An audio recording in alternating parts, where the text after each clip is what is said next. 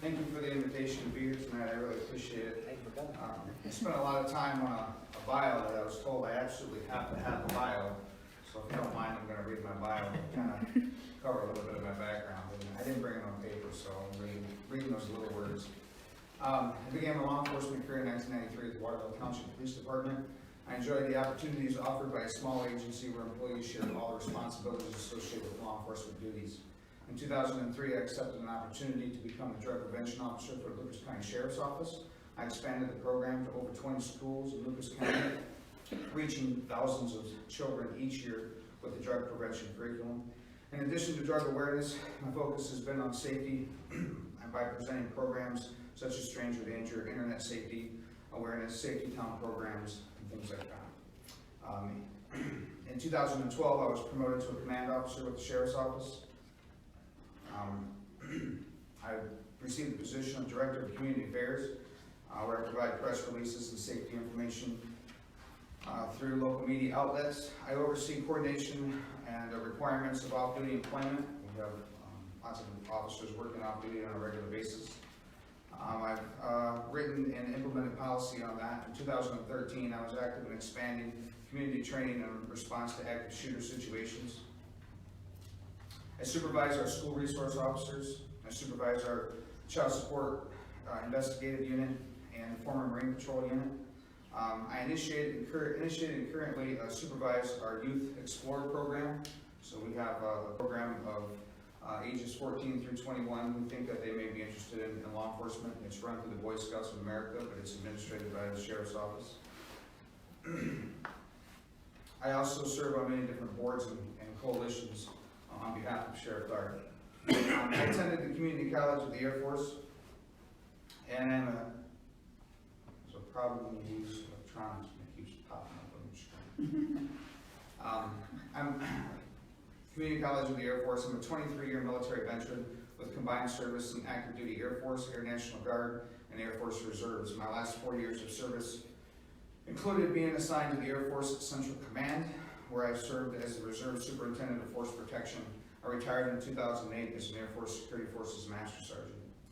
In addition to my professional law enforcement career and my military career, I also have 9 years of experience as an elected official with the Waterville Township trustees, where I have had many opportunities to work with many different government situations and people. So my bio that I spent a lot of time on, so I want to share that with you.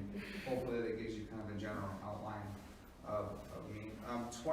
Nearly 28 years of law enforcement, and in those 28 years, I've had an opportunity to see a lot of different parts of law enforcement. My primary focus has always been on safety, and my primary purpose for being in law enforcement truly is to help people. When you ask young officers, why do you want to be a law enforcement officer? That's the generic answer. I want to help people. And sometimes that is the answer. Sometimes there's something behind that. That truly was always my focus, is to be some type of help for people. So my big 28 years of law enforcement, I think is important, but I really hang my hat on my 23 years of military service. In those 23 years, I was put in a lot of situations where I was given the opportunity to be a leader. Often not when you expected to be put in those situations. And when I was put in those situations, especially post 9/11, I was very successful. And that was probably the best part of my career, was the latter part of it, where I had a lot of the opportunities to do things that I thought should be done when I was much, much younger. So I'm going to go through these, each one individually. Start with the new jail. Seems to be the #1 question that people want to ask the candidates. In case you haven't heard, I am the only Republican candidate who is running for sheriff. And from that stance, I would like to take this opportunity to ask you to look at the candidates who are running for county commissioner. Because when people keep asking about, do we need a new jail? The answer is yes, we need a new jail. Being a conservative person, I despise spending money. If I can avoid spending money, I will do that. But I can tell you, and you'll probably hear from other people here shortly, that building is an absolute mess. Every year, I've mentioned those explorers, every year we take those explorers on a tour of that jail. We go through all 6 floors, we go through booking, we do everything. We go back down to the sub-basement to where the training office is. We sit down with these young people, ask them, what do you think? The first things out of their mouth every single year have nothing to do with the inmates, nothing to do with the language that they heard. It is always, boy, that place is nasty. That is what they say. That is just horrible. That is why in the world they are appalled at the condition of that building. These are coming from 14 to 21-year-olds. We absolutely positively need a new jail. The next one is the most important one, location of the new jail. I really hope that people stop asking these candidates this and start asking the candidates for county commissioner that. Because the Ohio Revised Code, my goal is to educate people as much as I can about what the Ohio Revised Code says that the sheriff has to do. The sheriff is supposed to maintain the jail. That is primary duties, and the sheriff is supposed to respond to emergency calls. That's what the sheriff has to do. The sheriff is going to have input. He can share his insight. For me, specifically, one of my specialties in the military was physical security, buildings, alarms, all that different kind. I'm going to have a lot of input. I have many friends who have worked in prison systems and worked in county jails. I have a friend who's a jail administrator in the southern part of the United States where they built a new jail. I have a lot of resources to pull from that.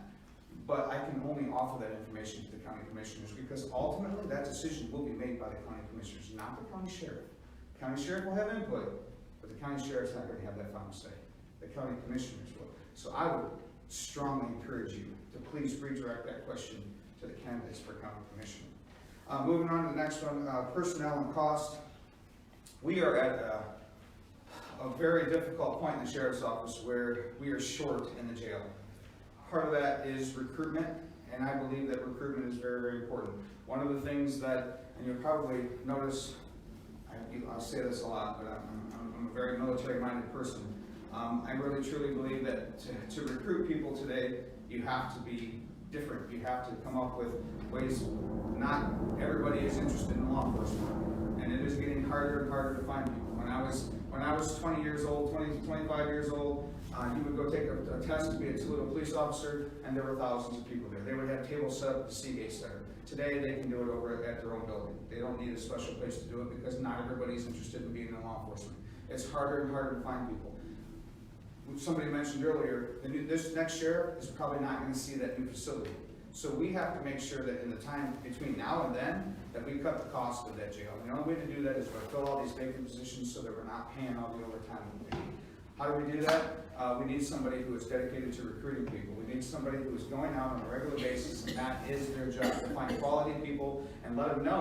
In the last 2 weeks, I have found 2 young people who I have brought to our training section and said, these 2 people are interested in coming here and being a corrections officer. All right? And I did everything I could to get them in that door. Prior to me saying, have you ever thought about being a corrections officer? They'd never heard of anything like that. A what? Both interested in law enforcement, but need to get their foot in the door somewhere. And when I mentioned it to them, and all I had to do was leave them there and get them started. Maybe they'll be in the next class, maybe they won't. The biggest thing I think we need to do, though, is we need to become a veteran-preferred organization. We need to be reaching out to veterans before they get out of the service, letting them know that we are very interested in any veteran who's getting out of the military. This is going to save us a lot of money because a veteran who's getting out with an honorable discharge, that background is going to go very quick. We're going to save a lot of money. In fact, as sheriff, I would go so far to say as I'm going to start that person in training even before the background is done. I'm not going to wait 6 weeks, 6 months to get a background done on somebody who I know is being honorably discharged from the service. You're going to start today. In fact, if I can save you from having a break in paychecks, I'm going to do that. So we need to get the word out there to veteran organizations that we are veteran-preferred, looking to hire veterans. So that's what I really think we need to do. Personnel and the cost, the only way we're going to fix this problem is to make sure that we're not putting out all the overtime. And I think that recruitment is the key to that. The next one on the list is the opioid crisis. I have been a DARE officer for over 22 years. I've been fighting the opiate epidemic and every other drug epidemic that exists for over 20 years. I go into the classrooms of schools, excuse me, all across the county, all across the city. I was talking all day long, if you haven't noticed. I had several classes today, and my voice is, been fighting it for a long time. I truly believe that education is one of the most important things that we can do. The opiate epidemic is real, it is an issue, and it's something that I believe Sheriff Tharp has done an excellent job at addressing. The only thing that I think I would like to see done differently or changed, or maybe more focus on, is the education part of it. As a DARE officer for many, many years, people have said to me, how do you know that what you're doing even works? Does the DARE program even work? And I'm constantly telling people that there is absolutely, positively no way that you can ever tell me that the program doesn't work. And the reason is because you can't do any type of survey, you cannot ask somebody, would you have gotten involved in drugs had you not had the program? It's not possible. You cannot come up with those statistics. You will never know whether or not the work you're doing was successful. Is it nice when someone comes up and shakes your hand and they're graduated from college and they want to tell you how they made it through and didn't get involved with any drugs because of the tricks that you shared with them about peer pressure? That's nice. That's wonderful. But there's no way we're ever going to know if the program is successful. I believe that the opiate epidemic has to be educated on, and we need to start early. All right? Do we need to help those who are addicted? Absolutely. Do we need to provide different things that the DART program is providing? Absolutely. But we also need to go out and educate. We need to make sure that young people know how dangerous this is. We have to try to prevent our numbers in the jail from getting larger. And the only way you're going to prevent those numbers in the jail from getting larger is to prevent the abuse, to prevent the drug addiction. That is, most cases, what's causing young people to end up in our system. Most of the people that are in that jail are there because of drugs, in one way, shape, or form. They were either buying, selling, doing, using, stealing things to get money for drugs. It all goes back to drugs. And if we don't do education, we're not going to lower the numbers in there. Criminal justice reform. Where am I at on time? You got about 9 minutes left. Oh, getting down there. All right. I didn't think I'd need all the time, but I guess I have a lot to say. Yeah, it goes fast. So, criminal justice reform, we have a lot of different programs. We have actually 2 members here, the two people that spoke before me that sit on CJCC, Criminal Justice Coordinating Council. They do a lot of really wonderful things. There's a Reentry Coalition of Northwest Ohio. We have Citizens for Prison Awareness and Prison Reform. We have people out there like Tom Lucky, who's a reentry coordinator. We have people out there doing a lot of good stuff. But I have a little bit different take on this criminal justice reform. I happen to have somebody in my life, my much smarter, better looking half, who was a probation officer, who also was a military member. We met in the military. But she was a probation officer for Lucas County for many, many years. And she would see that when people came out of the system and they were getting into the point where they were coming to see her as a probation officer and they were getting back into the workforce, she would see that the information and the things that were done for them to get them to the point that they were at was good stuff. And these organizations are awesome. They are incredible. They do wonderful things. Where we're failing is on the community reform. It's not, to me, it's not criminal justice reform. We need community reform. We need to go out and make sure that our community knows what these people have gone through and what training and education they've had and how they can be helpful. Too many people out in our community don't realize what they've been through and the education that they've been given while they were in there from these great, wonderful organizations. I don't think, to me, it's not criminal justice reform. To me, it's community reform. We need to make sure that we're educating the community about what these people have been through and what they are able to do now, and what they can do to be productive members of our society. And most of them want to be. They want to be. But they get out and they run into walls. And they run into walls not because of anything that these organizations have done for them. It's because the community is not aware of what they've been through. Next one on the list is marijuana. Did I mention I was a DARE officer? So one of the questions I get is, Deputy Warner, I heard that marijuana is legal in some places. So what I've been doing is I've been focusing. Marijuana lesson comes right after tobacco lesson and right before alcohol lesson. All right, and so what we're talking about with students is scientifically proven facts. That's what I do. 5th graders, 7th graders, 9th graders, I'm telling them, these are the consequences, these are what can happen to you, and here are the scientifically proven facts that are never going to change. And so when I start getting these questions about marijuana, my focus is not on the marijuana. My focus, I go back a lesson. I say, hey, I want you to go back a lesson. Everything you learned about tobacco, Everything you've learned about, think about all the things that you've learned. Now, when you turn, now 21, when you get to be a certain age, if you'd like to, you can run down to the corner store and buy a pack of cigarettes. And you can go out and you can start smoking. By a show of hand, kids, who wants to do that? None of them will raise their hand. Why? Because they know what the scientifically proven facts are behind marijuana. And I tell them, please focus on the scientifically proven facts about marijuana. Whether it's legal or illegal, shouldn't matter to you.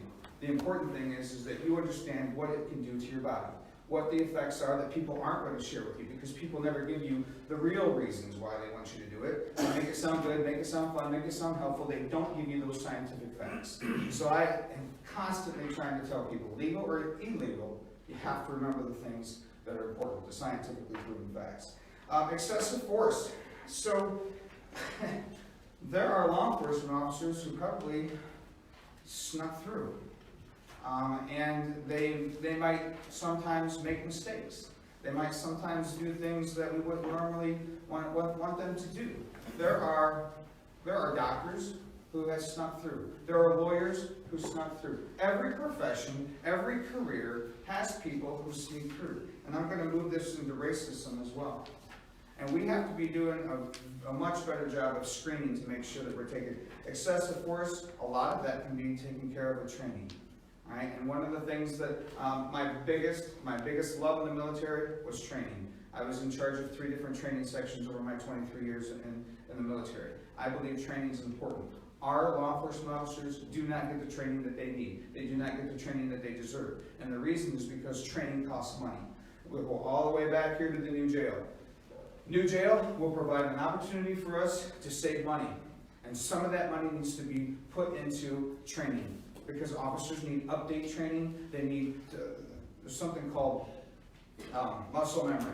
If you don't do something over and over and over, if you don't take a magazine out of your pouch at the same time, however many times you do it, if you don't practice it over and over and over, you won't remember to do it in a stressful situation. And so you have to provide that training to people. We're not doing that. I'd like to take some of the money that is saved by a new jail, by the whole news, and put it towards training so that our officers are not ending up in excessive force situations because they've had more training, better training, and they've had an opportunity to make sure that they practice things over and over and over. Racism, that coming from a military background, every single year you go through a class. You go through a class about how racism is inappropriate, racism, they give you the definition of racism. Again, do people sneak through? They do. Do we need to do a better job of screening? Yes, we do. Do the cameras help? Yes, they do. I'm fully supportive of those cameras. I think they're a really great tool to making sure that people are watching what they're doing. So how much time? Am I done? 2 minutes left. 2 minutes left. All right. It goes I had a fast. couple other things I wanted to talk about, but I will keep talking apparently. 20 minutes I thought was a long time. It turned out not to be a long time. But I do want to take those 2 minutes if there's any questions that I can answer. Yes, sir. You mentioned making the public, the community aware of what these people have gone through. What are some of the ideas you have of how to make the community aware? So there was recently a forum that was done by CJCC where they provided different videos and training and showing the community members of what they actually do, and they sent out press releases and they sent out all kind of information for people to come and sit, and it was a wonderfully put on program. And the only people that showed up was the choir. The choir showed up and the choir was there to support it. It doesn't work that way. The only way you can do it is to take the show to them. And if we take the show to them, if we go into their workplaces and we find the professionals to go in to where these people live and we offer it to them on their time and when they can fit it in, then we can get that message out. You cannot put on a forum and say, everybody come, look around you right now. Right? The choir is here, the people, you can't do that. You have to take it to them. Great question. Anything else? Then I'll touch on one last thing since I have 1 minute left. Could you repeat your question, ma'am, about the... using law enforcement to make Toledo a better place to live. So one of the things I really, really want to talk about is that the sheriff is going to do very little to keep the streets of Toledo safe. You have a police chief. His name is George Kroll. He's very educated. He's a great guy. He works very hard. He has a lot of experience. He is the person that you should be talking to and asking those kind of questions of. Because if you live in the city of Toledo, that's the person who is the #1 expert in the city of Toledo on law enforcement. The county sheriff is primarily responsible for the jail. Do we provide some security to the streets of Toledo? Sure, absolutely. All right, but who's the main person that does that? Chief George Crawford. He does that. And do we provide law enforcement duties? Yes. Springfield Township, most definitely. Providence Township, Jerusalem Township. In those places where there's not law enforcement, we are the primary responding, and we have a road patrol. All right, but when people start asking, what are you going to do to keep the streets of Toledo safe? I really want to redirect them to the person who is doing a good job on that. Education's a big thing. Thank you, Mr. Warner. Thank you. And Mr. Meisinger.